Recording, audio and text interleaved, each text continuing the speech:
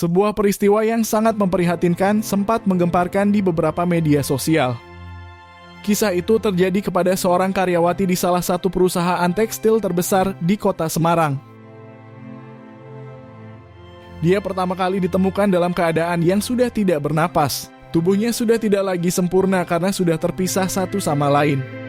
Dan kondisi di kamar indekos itu dipenuhi dengan noda merah yang cukup banyak. Diketahui dari beberapa sumber di artikel berita.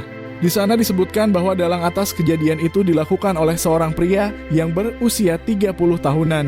Dia adalah selingkuhan sekaligus mantan pacar dari korban.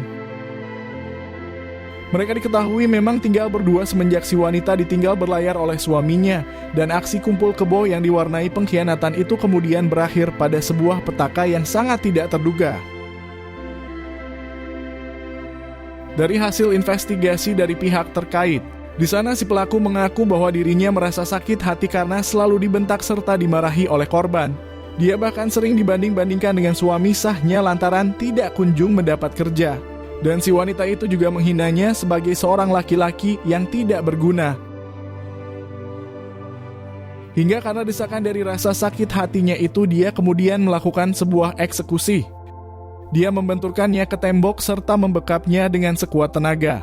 Setelah itu dirinya secara sadar memisahkan bagian per bagian tubuhnya untuk menghilangkan jejak atas perbuatannya. Peristiwa ini terjadi pada bulan Juli di tahun 2022 dan tentu sempat menggemparkan seluruh masyarakat di Kabupaten Semarang. Dalam kelanjutan dari kisah ini, saya akan merunutnya secara detail dan terstruktur. Dan saya berharap bahwa kita semua bisa mendapat pembelajaran yang lebih mendalam. Terlebih menyangkut problematika rumah tangga dan cinta terlarang yang membawa petaka di penghujung akhir kehidupan. Menurut keterangan yang saya dapatkan dari beberapa artikel di pos berita nasional, si wanita yang menjadi korban tersebut bernama Holidatun Nikmah. Berusia sekitar 24 tahun dan bertempat tinggal di Desa Kalongan di Kecamatan Ungaran Timur di Kabupaten Semarang. Diketahui dia sudah menikah pada sekitar 4 tahun yang lalu, namun karena suaminya seorang pelaut, dia kemudian lebih sering ditinggal sendiri selama berbulan-bulan. Holidatun Nikmah dikenal oleh keluarganya sebagai wanita yang baik meskipun memiliki sifat tertutup. Namun dia selalu berusaha membahagiakan kedua orang tuanya. Holidatun juga memilih bekerja di perusahaan tekstil untuk membantu suaminya dalam mencukupi kebutuhan ekonomi keluarga kecil mereka. Wanita muda yang mandiri tersebut tinggal bersama anaknya di sebuah kamar indekos yang tidak jauh dari tempat kerjanya. Singkat cerita, mantan pacarnya tiba-tiba hadir kembali dan hal ini membuat Holidatun berada di ambang kebimbangan. Cinta lama antara Holidatun dan pria itu pun kembali bersemi hingga mereka memutuskan untuk tinggal bersama di indekos tersebut. Holidatun memilih menjalani hubungan terlarang dengan mantan pacarnya karena merasa sangat kesepian ditinggal suaminya selama berbulan-bulan. Keputusan yang terlarang itu membuatnya harus mengalami peristiwa mengerikan di penghujung hidupnya. Cinta lama yang kembali bersemi itu ternyata hanya bersifat sementara karena setelah tinggal bersama, mereka sering bertengkar hebat.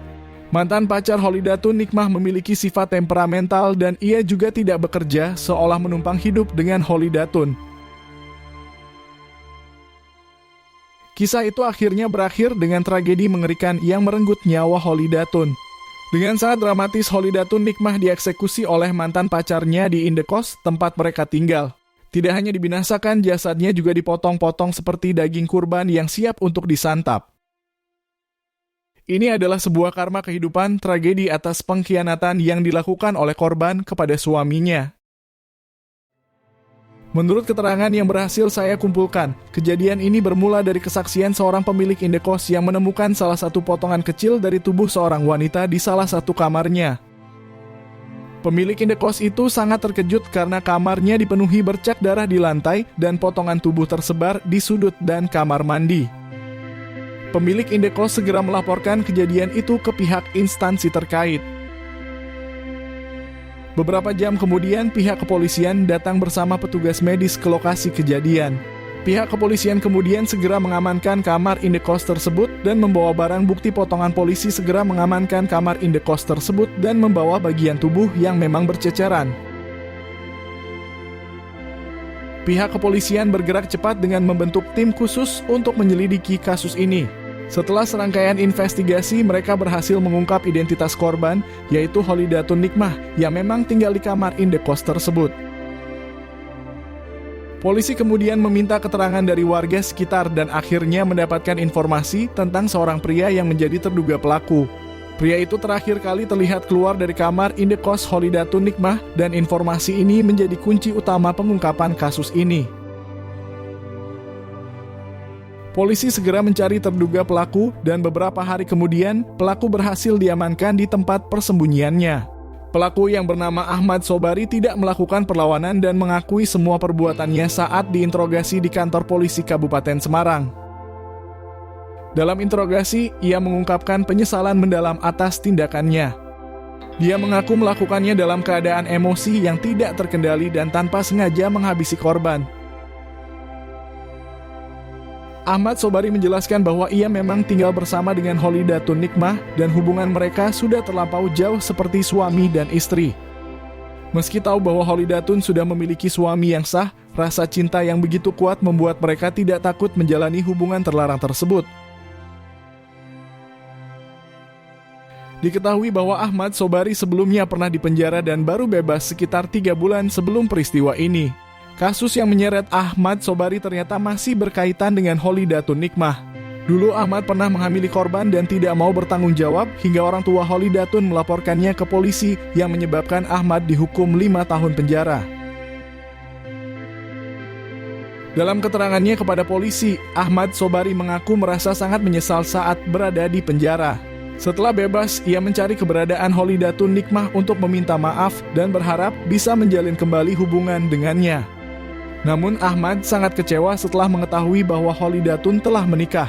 Dia sempat bersitegang dengannya berharap cinta mereka bisa kembali tumbuh. Pada awalnya Holidatun menolak kedatangan Ahmad Sobari karena masih merasa menyesal atas pengkhianatannya di masa lalu, di mana Ahmad tidak mau bertanggung jawab. Terlebih kini Holidatun Nikmah sudah memiliki seorang suami. Hubungan di antara mereka tidak akan pernah kembali seperti semula. Namun sayangnya kekuatan iman dari Holidatun hanya bersifat sementara. Setelah terus-menerus dibujuk dan dirayu oleh Ahmad Sobari, Holidatun akhirnya kembali dalam pelukan mantan pacarnya tersebut. Mereka kemudian memutuskan untuk hidup bersama di sebuah kamar indekos seolah-olah layaknya sepasang suami istri. Kesepian ditinggal suaminya yang melaut selama berbulan-bulan menjadi penyebab utama iman dari Holidatun goyah, sehingga ia terlibat dalam hubungan terlarang dengan Ahmad Sobari. Singkat cerita, awal kehidupan di antara keduanya di kamar indekos itu berjalan seperti biasa. Mereka masih larut dalam perasaan cinta yang menggebu-gebu meskipun itu merupakan perbuatan yang salah. Mereka tetap menjalaninya dengan rasa bahagia. Namun dalam beberapa minggu terakhir, kondisi ekonomi Holidatun Nikmah sedang dalam krisis yang mengkhawatirkan. Holidatun sering marah-marah kepada Ahmad Sobari. Ia sering memaki pacarnya itu karena tidak berusaha mencari pekerjaan. Ahmad Sobari memang seorang pengangguran dan sepenuhnya bergantung hidup pada Holidatun. Karena alasan itulah mereka sering bertengkar. Holidatun Nikmah yang semula berpikir untuk berpisah dengan suaminya dan memilih hidup bersama Ahmad Sobari mulai merasa khawatir. Pacarnya itu tidak juga menunjukkan sikap dewasa dan bertanggung jawab atas hidupnya dan anak-anaknya. Hingga pada suatu malam yang sunyi, keributan antara keduanya mencapai puncak intensitas yang sangat tinggi. Beberapa perabot rumah tangga berantakan. Holidatun memarahi Ahmad Sobari karena tidak mau bekerja dan hanya menjadi beban baginya. Perkataan yang sangat menyakitkan dari mulut Holidatun hingga memicu kemarahan yang luar biasa dalam dirinya. Rasa emosi itu kemudian berganti pada tindakan yang ingin dia lakukan, sebuah rasa amarah yang menggebu dan melahirkan satu kondisi yang di luar kendali dari pikiran seorang manusia. Hingga akhirnya Ahmad Sobari kemudian mencengkeram kuat pacarnya itu. Dia mengeluarkan seluruh tenaganya sampai Holidatun tidak bisa melakukan perlawanan. Cengkeraman itu juga akhirnya membuat wanita muda itu sudah kehilangan banyak oksigen dan beberapa menit berikutnya dia harus menghembuskan napasnya yang terakhir. Pada saat itu Ahmad Sobari sontak langsung panik. Dia tidak menyangka bahwa amarah yang meluap itu malah membuatnya harus melakukan tindakan tersebut. Ahmad Sobari sempat berjongkok dan menatap wajah Holly Datun, merasa sangat menyesal telah atas apa yang sudah terjadi. Hingga pada beberapa jam selanjutnya dia kemudian memutuskan untuk memisahkan bagian per bagian dari jasad pacarnya itu. Hal tersebut tentu adalah salah satu cara agar aksinya tidak terungkap. Dia kemudian membawa Holly Dayun ke dalam kamar mandi dan dengan alat seadanya dia mulai memisahkan bagian atas terlebih dahulu. Menurut pengakuannya yang tercatat di beberapa berita, Ahmad Sobari menumpas batang buah kelapa pacarnya hingga terpisah dari tubuhnya, dan kemudian memotong bagian lain hingga menciptakan beberapa potongan yang berserakan di sana. Aroma yang pekat memenuhi ruangan. Ahmad Sobari bahkan sempat muntah akibat apa yang dilakukannya. Setelah selesai, Ahmad Sobari merencanakan untuk membuang potongan itu secara terpisah. Keesokan harinya dia membawa potongan buah kelapa dan membuangnya di lahan kosong yang berjarak 10 km dari kamar indekos. Ahmad Sobari juga berencana membuang sisa lainnya dalam beberapa hari berikutnya. Selain itu dia sempat berkunjung ke rumah keluarga Holly Datun dan berbincang dengan basa-basi menanyakan keberadaan Holly Datun agar keluarganya tidak curiga dan kebohongannya tampak sempurna. Namun sayangnya aksinya terbongkar sebelum ia bisa melanjutkan rencana tersebut. Aksi Ahmad Sobari terbongkar oleh pemilik indekos. Ia tidak sempat membuang potongan yang lain dan juga tidak sempat membersihkan kamar indekos dari jejak bercak merah yang ada di lantai. Beberapa hari kemudian Ahmad Sobari akhirnya berhasil ditangkap oleh pihak kepolisian dan ia harus mempertanggungjawabkan perbuatannya terhadap korban. Menurut keterangan yang admin dapatkan dari sumber artikel berita nasional, Ahmad Sobari harus menjalani serangkaian penyelidikan dan persidangan di pengadilan. Pada akhirnya, ia divonis dengan hukuman seumur hidup karena terdapat fakta bahwa tindakannya mengandung unsur perencanaan. Semoga dari kejadian ini kita bisa mengambil pelajaran penting bahwa perilaku buruk yang bertentangan dengan norma agama akan melahirkan keburukan lain dan bisa jadi merupakan karma kehidupan. Kejadian ini juga mengingatkan kita akan pentingnya menjaga iman agar tidak tergoda untuk melakukan tindakan yang tercela. Semoga kisah ini menjadi hikmah besar bagi kita semua dan korban diterima di sisi Tuhan di tempat yang paling sempurna dalam keabadian. Beberapa keterangan yang saya dapatkan diambil dari sumber artikel berita nasional. Jika terdapat kesalahan dalam penulisan, saya berharap agar dikoreksi dan dimaafkan sebesar-besarnya.